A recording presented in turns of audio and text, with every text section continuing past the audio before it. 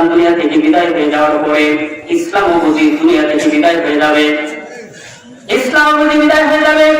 অথচ কাফের বেঈমান মুশরিকরা বুঝে নাই, জানে নাই, যতই তারা বিরোধিতা করুক না কেন ইসলাম ছিল, আছে, ভবিষ্যতেও থাকবে। বলেন ঠিক কিনা?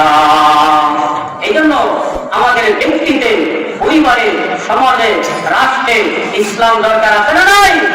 প্রত্যেক সেক্টরে নবীর আদর্শ আমাদেরকে বাস্তবায়ন করা দরকার আছে না নাই? আল্লাহ পাক আমাদের সবাইকে কবুল করুন। রাসূল আমার ভালোবাসা, রাসূল আমার আশা, রাসূল আমার প্রেম বিরহের মূল আলোচনা,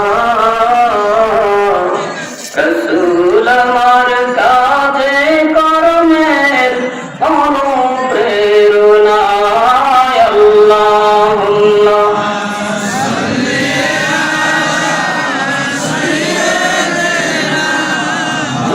মাওলানা মুহাম্মদ ওয়া আলা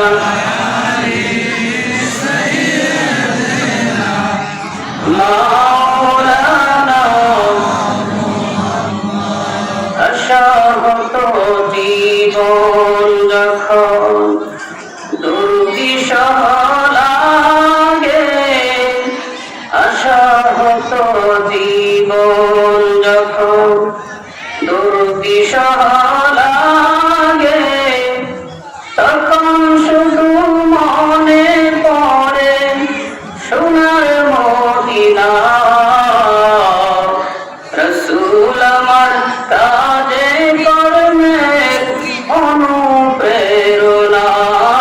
আল্লাহুম্মা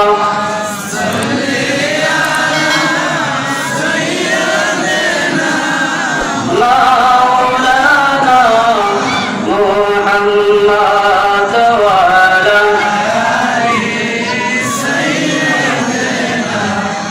মাওলানা। সবাই বলি আলহামদুলিল্লাহ, হামদান কাসীরান তাইয়িবান মুবারাকান ফীহি। শুকরিয়া আদায় করলাম কার? আমরা আরো শুকরিয়া আদায় করি যে আল্লাহ রাব্বুল আলামিন আমাদেরকে আজকের এই গোলাহাটি রোড থেকে কাঠখাল কবরবাসীর রোগের মাগফিরাত কামনায় আজকে এই সপ্তম সুন্নি মহাসম্মেলনে আমরা আজকে উপস্থিত হতে পেরেছি। সেই জন্য আপনারা খুশি না বেদা? কল্পনা বেশি? তাহলে আমার আনন্দ চিত্তে বলি আলহামদুলিল্লাহ। আজকের এই মহাসম্মেলনে সভাপতিত্ব করছেন আমাদের কাঠখাল গ্রামের প্রবীণ মুরব্বী। আমার মনে হয় ওনার বয়সের মানুষ এই কাঠখাল ইউনিয়নে খুব কমই পাওয়া যাবে। জনাব আব্দুল মান্নান সাহেব, আল্লাহ পাক ওনার আরো নেক হায়াত দারাজ করুন, বলেন আমিন। সভাপতিত্ব করছেন জনাব লিয়াকত আলী সাহেব, গোলাহাটি, আমার শ্রদ্ধেয় চাচা। আল্লাহ তাআলা আমার চাচার অনেক হায়াত দারাজ করুন, বলেন আমিন। সভাপতি হিসেবে রয়েছেন জনাব ফিরোজ মিয়া সাহেব, জনাব হাদি মিয়া সাহেব, জনাব আজমানি মিয়া সাহেব, জনাব সবু মিয়া সাহেব, জনাব ফুল মিয়া সাহেব, গোলাহাটি। আল্লাহ পাক ওনাদেরও সবাইকে নেক এবং সুন্দর হায়াত নসিব করুন, বলেন আমিন। আজকের মাহফিলে আমাদের সামনে প্রধান অতিথি হিসাবে যিনি আলোচনা রাখবেন সারা বাংলার আলোড়ন সৃষ্টিকারী বক্তা, সমুদ্র কণ্ঠের অধিকারী হযরত মাওলানা এম.এ. সুবহান জিহাদি সাহেব হবিগঞ্জ। বিশেষ অতিথি হিসাবে আমাদের মধ্যে যিনি তাকরীর পেশ করবেন উকিল কণ্ঠের অধিকারী হযরত মাওলানা এম.এ. হাবিবুর রহমান ফারুকী সাহেব কিশোরগঞ্জ। আমার পূর্বে বয়ান পেশ করেছেন সমিষ্টভাষী বক্তা হযরত মাওলানা নাজমুদ্দিন আনসারী সাহেব, খতিব কাঠখাল জামে মসজিদ। আমার পূর্বে আরো আলোচনা করেছেন আমাদেরই গ্রামের কাজীপাড়ার কৃতি সন্তান হযরত মাওলানা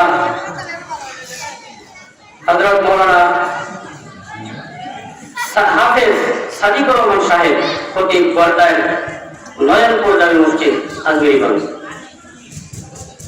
এছাড়া স্থানীয় ওলামায়ে কেরাম আলোচনা করেছেন। যতটুকু আলোচনা হয়েছে এবং হবে এই সমস্ত আলোচনাকে আল্লাহ রাব্বুল আলামিন আমাদের এই কাঠার জমিনের যত মুর্দিগান খবর দিতে সাহিত্য আছেন সমস্ত মুর্দিগানের খবরগুলোকে আল্লাহ তাআলা জান্নাতের বাগান সাজায় দিক করেন আমিন। আমি যখন আসতেছিলাম আর এই মাহফিলের কথা চিন্তা করতেছিলাম, বানিয়াচং পার হয়ে যখন শিবপাশা আসছি, শিবপাশা বাজারের কাছে এসেই আমি মোবাইলে এই পোস্টারটা দেখেছি। মুর্দিগানের কথা, কবরবাসীর কথা মনে হওয়ার সাথে সাথে সর্বপ্রথম আমাদের যাদের কথা স্মরণে আসে তারা হচ্ছেন আমার আপনার জনম দুঃখিনী মা, বলেন ঠিক কিনা?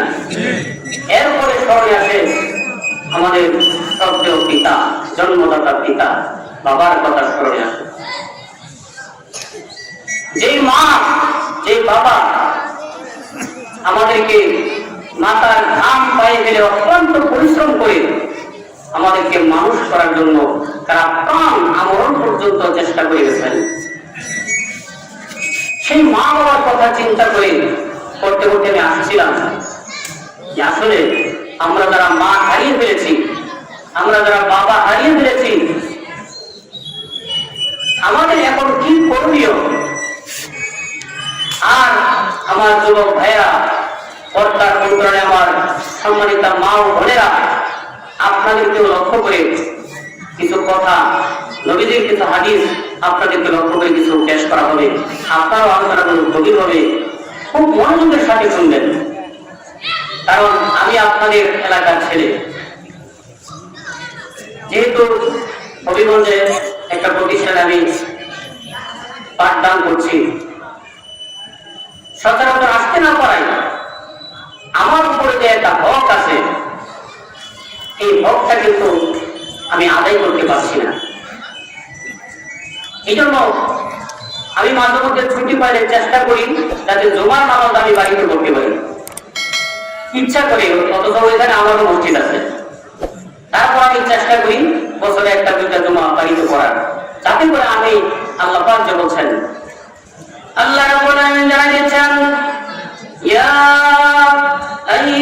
আইয়ুহাল্লাযীনা আমানু কু আনফুসাকুম ওয়া আহলিকুম নারা। ওই ইমানদাররা, তোমরা জাহান্নামের আগুন থেকে নিজেরা বাঁচাও, আর তোমার পরিবার পরিজন, নিকট আত্মীয়, আত্মীয়, দেশবাসী, এলাকাবাসী সবাইকে জাহান্নাম থেকে বাঁচাও বলেছেন কে? আরো জোরে বলেছেন কে?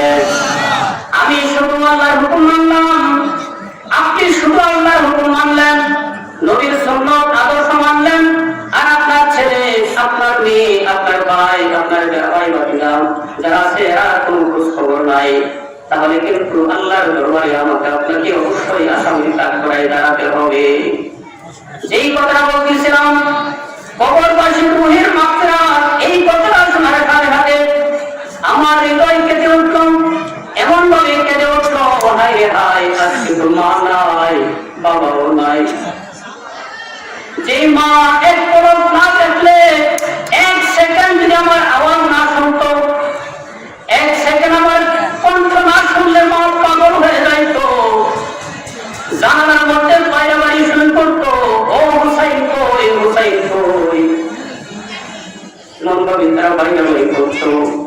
আপনারা জানেন আমার মা প্রায় 7-8 বছর অন্ধ হয়ে গেছিল, চোখের আলো, চোখের মাধ্যমে দুনিয়ার আলো তারা দেখতে পারে নাই, আমার মা দেখতে পারে নাই। যার কারণে আমি বাসা থেকে বের হলে মসজিদ থেকে নামাজ পড়ে আসবো, এরকম একটা সময়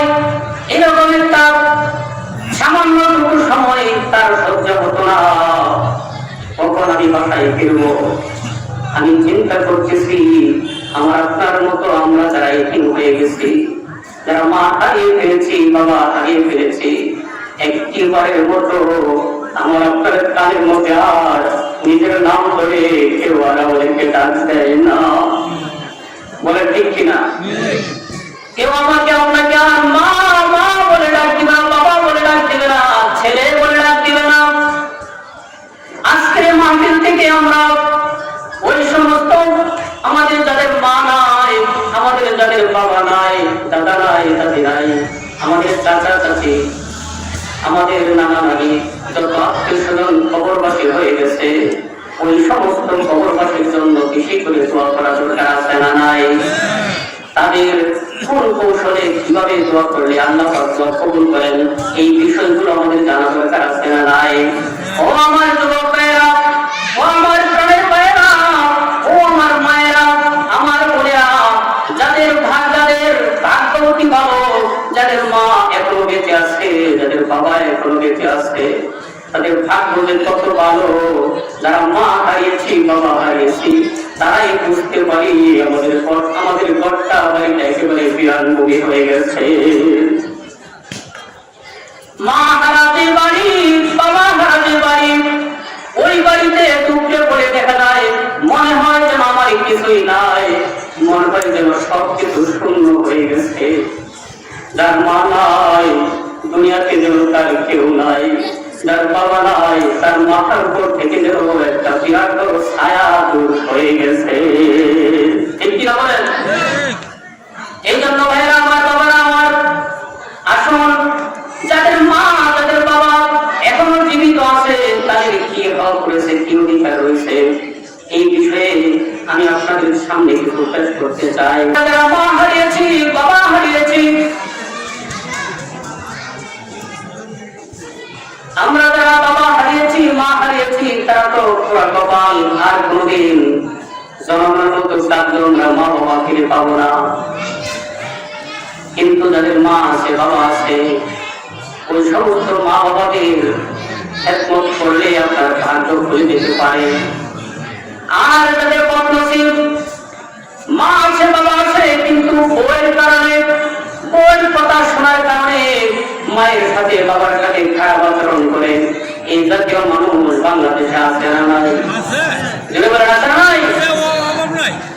এমন অবস্থা, আপনি যদি মায়ের কথা না শুনে, মায়ের কথা না শোনার কারণে আপনি যতই নামাজ পড়েন, রোজা রাখেন, জিকির করেন, তাসবিহ করেন, যতই ইবাদত করেন, আপনার মা যদি মন থেকে একটুখানি বদদুয়া দিয়ে দেয়, আপনার যা ইবাদত আছে সব কিছু বরবাদ করে দিবে কে? আর জোরে বলেন কে? আমার বন্ধুরা, আল্লাহ নবী সাল্লাল্লাহু আলাইহি ওয়াসাল্লামের কাছে সাহাবী প্রশ্ন করেন, ইয়া রাসূলুল্লাহ, ইয়া হাবিবাল্লাহ, ও নবীজি, আমি খেদমত করব কার? আল্লাহ নবী বলেন, তোমার মায়ের খেদমত তারপরে কার? তোমার মায়ের, তারপরে কার? তোমার মায়ের, তারপরে কার? তোমার বাবা। এখানে আল্লাহ মায়ের কথা কয়বার বলেছেন? তিনবার বলেছেন। কারণ আল্লাহ নবী সাল্লাল্লাহু আলাইহি ওয়াসাল্লাম এমন একটা যুগে, এমন একটা সময়ে এসেছিলেন, পৃথিবীতে যারা তুমি আগমন করেছিলেন, যে সমাজটা আইয়ামে জাহিলিয়া ছিল, কুসংস্কারে ভরপুর ছিল, যে সমাজে মায়েদের, মেয়েদের, কন্যা সন্তানের কোনো দাম ছিল না, এমন একটা সমাজে আল্লাহ নবী এসে যখন দেখলেন কন্যা সন্তানদেরকে জীবন্ত কবরস্থ করা হয়, ওই সমাজে আল্লাহ নবী ঘোষণা দিলেন, যার পরে একটা সন্তান, কন্যা সন্তান জন্ম নেয়, মেয়ে সন্তান জন্ম নেয়, সাথে সাথে আল্লাহর পক্ষ থেকে একজন ফেরেশতা নাযিল হয়। ওই ফেরেশতা নাযিল হয়ে মেয়ের মাথার মধ্যে, কন্যা সন্তানের মাথার মধ্যে হাত বোলাতে থাকে আর বলতে থাকে, এই যে আল্লাহর পক্ষ থেকে রহমত, মেয়েটাকে রহমত করা হয়েছে, একটা ছেলে বা হাজারো ছেলে জন্ম নিলে আল্লাহর পক্ষ থেকে রহমতের ফেরেশতা এই কথা বলে। হাদিসের মধ্যে কোথাও আমরা পাই নাই। কিন্তু মেয়ের ব্যাপারে বলা হয়েছে, যে অভিভাবক, যে মা বাবা এই মেয়েটাকে মানুষ করবে, খুলে তাকে তাকে মানুষ করবে, সব পাঠ্যস্ত করবে। আল্লাহ রাব্বুল আলামিনের হাবিব বলেন, ওই অভিভাবক, ওই মা বাবা আর আমি মুহাম্মদ সাল্লাল্লাহু আলাইহি ওয়াসাল্লাম একই জান্নাতে পাশাপাশি থাকবো। বলেন সুবহানাল্লাহ। আমার বন্ধুরা, আল্লাহ রাব্বুল আলামিনের হাবিব মেয়েদের এত দাম বাড়িয়েছেন, মহিলাদের এত দাম বাড়িয়েছেন। আল্লাহ রাব্বুল আলামিন আমার আপনার জন্য অনেকগুলো হুকুম আহকাম দিয়েছেন, কিন্তু যারা নারীর দল, মহিলা, তাদের জন্য এত কিছু ইবাদত করা লাগে না। আল্লাহ নবী সাল্লাল্লাহু আলাইহি ওয়াসাল্লাম বলেছেন, ইদা সাল্লাতিল মারআতু খামসাহা, মহিলারা মাত্র 5 ওয়াক্ত নামাজ আদায় করবে, 5 ওয়াক্ত সালাত আদায় করবে। আর ওয়াসামাত শাহরাহা, আর রমজানের রোজা আদায় করবে, রমজানের রোজাগুলো পালন করবে। এরপরে নবী বলেন, ওয়াহাদিলাত ফারজাহা, তার লজ্জাস্থান সতীত্বকে সে হেফাজত করবে। তার স্বামী ব্যতীত অন্য কোন পুরুষের কাছে তার আমৃত্য, তার লালিত্য, তার সৌন্দর্য প্রকাশ করবে না, এই সতীত্বকে হেফাজত করবে। এরপরে নবী বলেন, ওয়াতাআত যাওজাহা, এবং তার স্বামীর অনুগত থাকবে, স্বামীর খেদমত করবে। এই চারটা কাজে মহিলা করতে থাকবে, এই চারটা কাজে মহিলা করবে। আল্লাহ নবী সাল্লাল্লাহু আলাইহি ওয়াসাল্লাম গ্যারান্টি দিচ্ছেন, তাকে বলা হবে তুমি জান্নাতে প্রবেশ করো, জান্নাতে প্রবেশ করো। এমনকি আল্লাহ নবী সাল্লাল্লাহু আলাইহি ওয়াসাল্লাম বলেন, তাকে বলা হবে জান্নাতে প্রবেশ করো, এই কথাই বলবে না, যেই কোনো দরজা দিয়া, জান্নাতের যেই কোনো দরজা দিয়া তুমি ইচ্ছা হয় যেই কোনো দরজা দিয়ে প্রবেশ করো। বলেন সুবহানাল্লাহ। তাহলে আমাদের মেয়েদের, মায়েদের দাম আছে না নাই?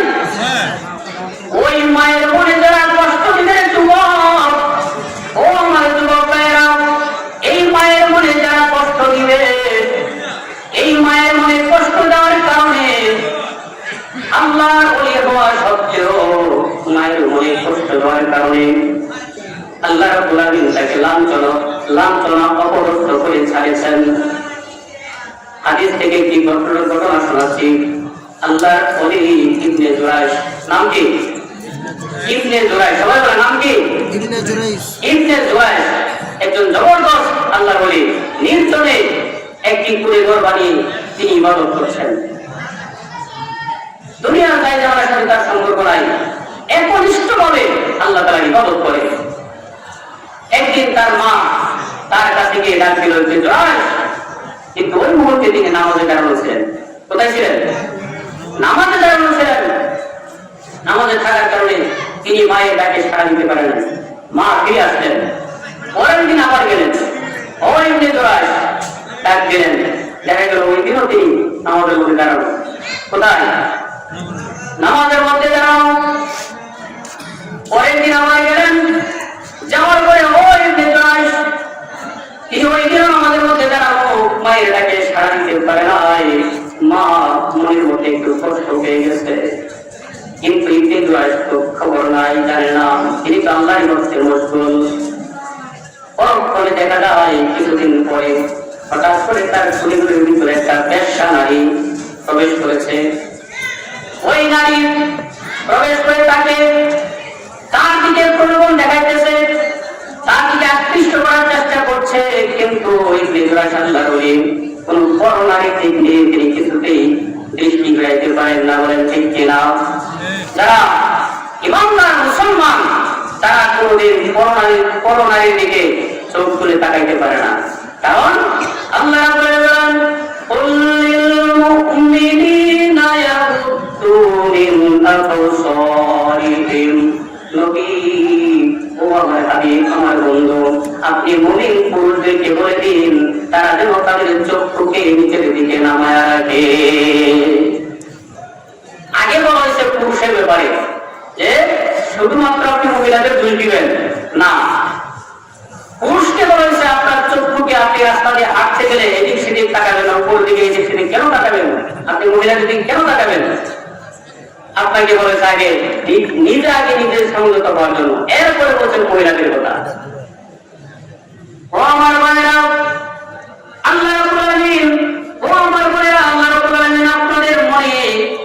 আমাদেরকে এত দাম দিয়েছেন, এত মর্যাদা দিয়েছেন, কিন্তু আজকে যেন তারা দুয়েল পাখির মতো হয়ে গেছে।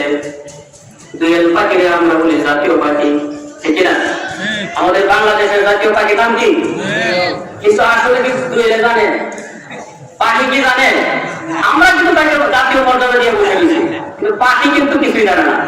আজকে আমাদের মা বোনেরা যেমন ওই দুয়েল পাখির মতো হয়ে গেছে, তাদেরকে ইসলাম এত মর্যাদা দিছে, এত উপরে তুলছে, কিন্তু তাদের খবর নাই।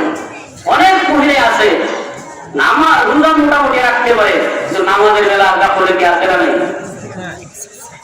আপনি তারা শুনে দেখুন, আমার বোন, আপনার বোন, আমার চাচি, আমার দাদি, আমার নানি, আপনার দাদি, এই যে কয়েকজনের পাইবেন নামাজ পড়ে, ঠিক না?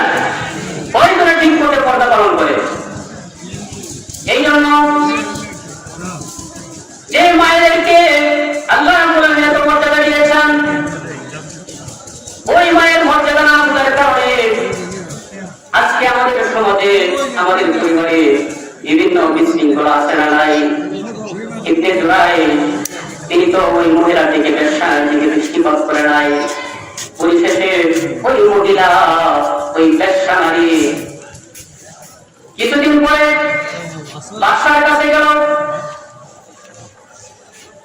আপনার রাজ্যে এমন একজন ব্যক্তি বাস করে যাকে আপনি আল্লাহ বলে মনে করেন, সমস্ত মানুষের আল্লাহ বলে মনে করে, কিন্তু তিনি আমার সাথে খারাপ কাজ করেছেন। আমি এখন গর্ভবতী, এখন তিনি আমার কোন খোঁজ খবর নেন না। বলে নাউযুবিল্লাহ। দেখেন বাদশা শুনে, তার সৈনিকরা শুনে তো আশ্চর্য হয়ে গেল, দেশের মানুষ শুনে আশ্চর্য হয়ে গেল, এমন একটা লোক এই কাজ কেমনে করে? কি বলেন? কোন আলেমের ব্যাপারে কোন একটা খারাপ কথা শুনলে মানুষ দুল বিদায় কি বিদায় না, একেবারে বেশি করে প্রচার করে দেয়, এমন লোকে এই কাজটা কেমনে করে? ওই কথা কিন্তু তাড়াতাড়ি সরে গেল। পুলিশ গিয়ে গ্রেফতার করে আল্লাহর ওলি ইবনে জুরাইর তাকে নিয়ে আসলেন। আয়েশা বলল, আপনি এরকম কাজ করছেন, অথচ তার কোন খোঁজ খবর নেন না, তাকে বিয়ে শাদীও করেন না, কি ব্যাপার? তিনি কিছু জানেন কিনা? উনি কি জানেন? কিছুই জানে না। উনি চিন্তা করতেছে আসলে ঘটনা কোথায় কোথায় ঘটছে, হয়তো কোন এক জায়গায় রং হয়েছে, কোন এক জায়গায় ভুল হয়েছে। এবার বাদশার পক্ষ থেকে আইন জারি করা হলো, যেভাবে তাকে শাস্তি দেওয়ার ওইভাবে তাকে শাস্তি দিবে।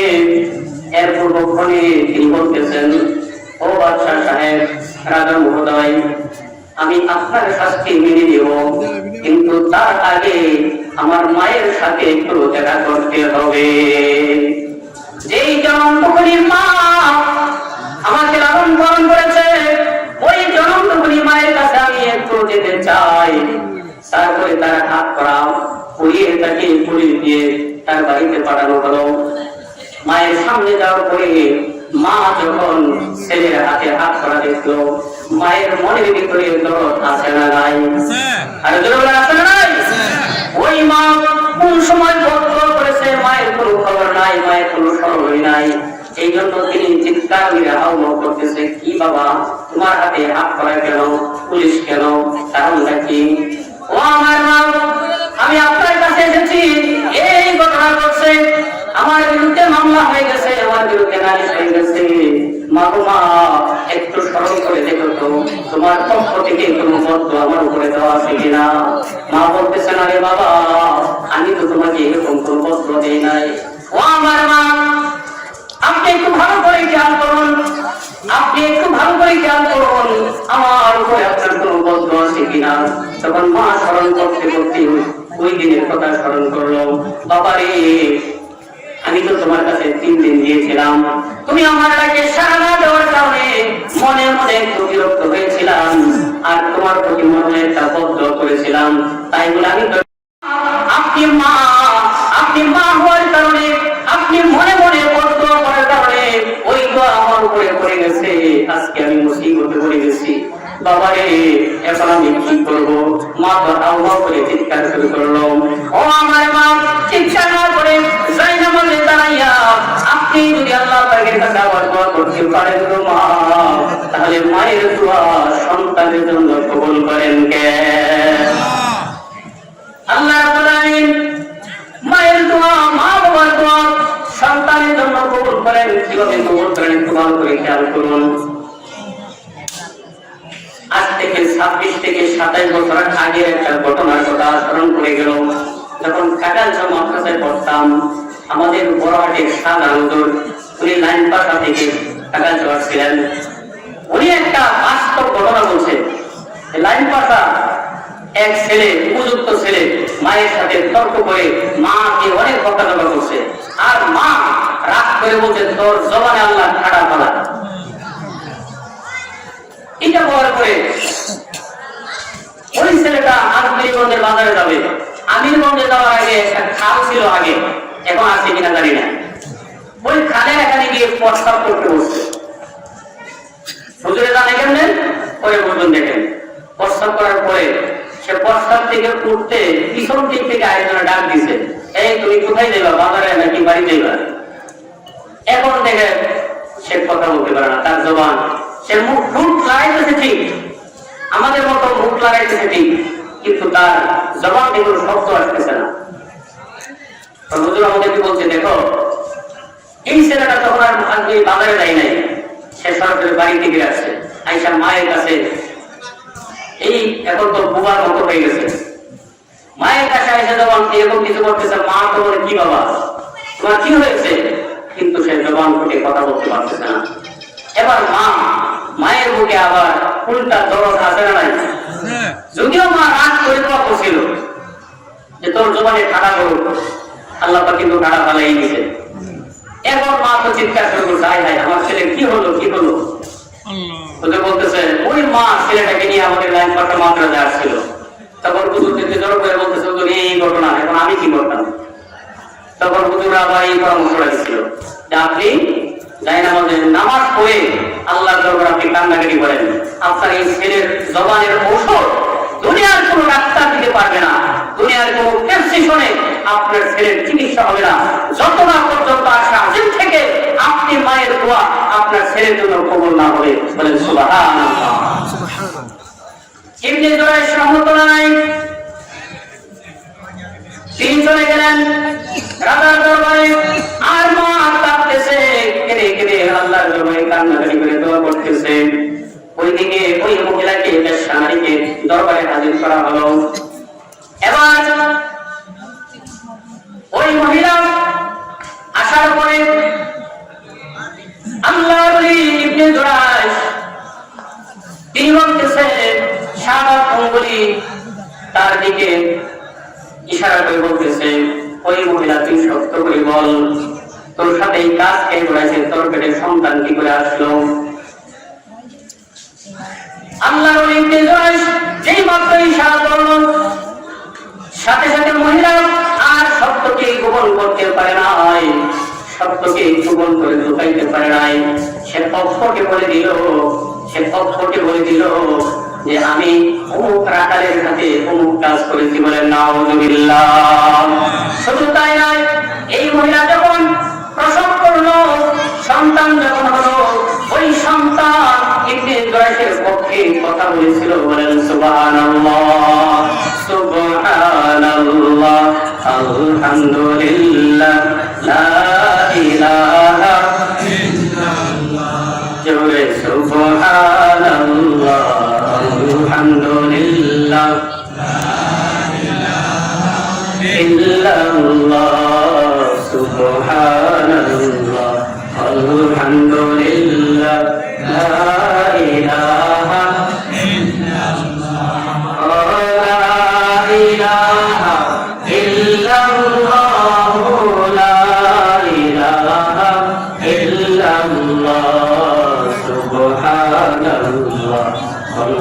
আলহামদুলিল্লাহ, লা ইলাহা ইল্লাল্লাহ।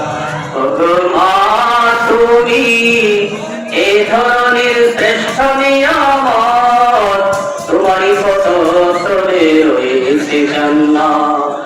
ওগো তুমি এ ধরনের শ্রেষ্ঠ নিয়ামত, তোমারই কত তলে রয়েছে জান্নাত।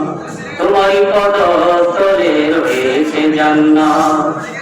এই পৃথিবী থাকতো গো ফুল পাখিহীন, এই পৃথিবী থাকতো গো মায়া মোহহীন, যদি না পেত তোমার, যদি না পেত তোমার মায়ারি হাত, যদি না পেত তোমার মায়ারি হাত।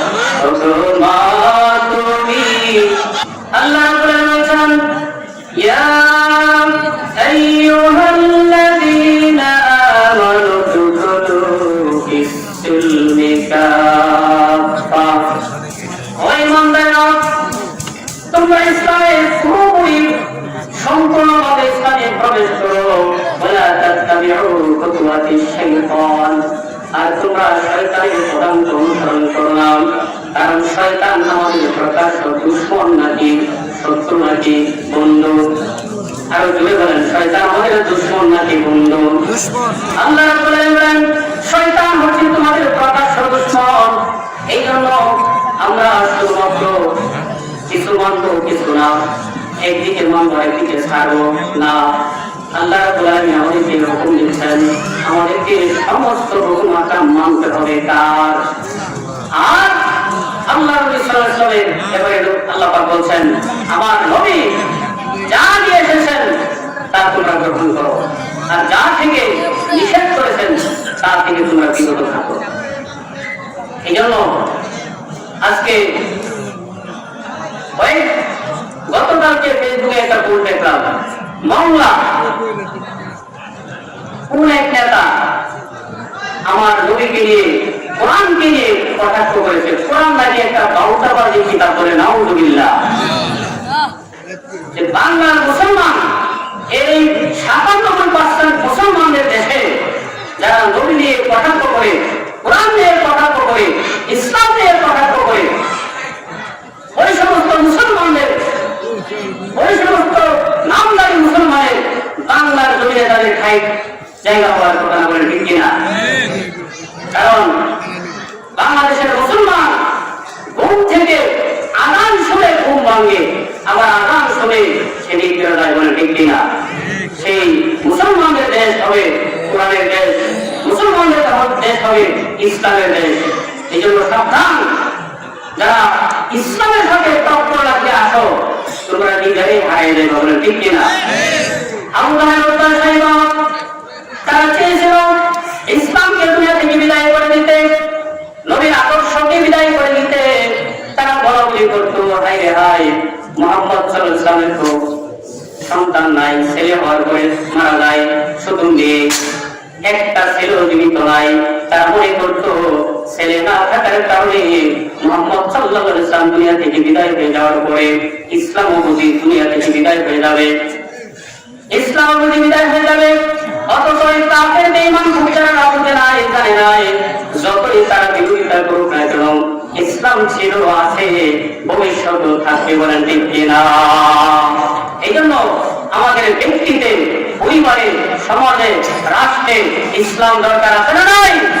প্রত্যেক সেক্টরে নবীর আদর্শ আমাদেরকে বাস্তবায়ন করা দরকার আছে না নাই? আল্লাহ পাক আমাদের সবাইকে কবুল করুন। সময় না থাকার কারণে আমি আমার বিষয়ে দিতে যাচ্ছি না। ওয়াহিদুল দাওয়ানা আলহামদুলিল্লাহি রাব্বিল আলামিন। আসসালামু আলাইকুম ওয়া রাহমাতুল্লাহি ওয়া বারাকাতুহু।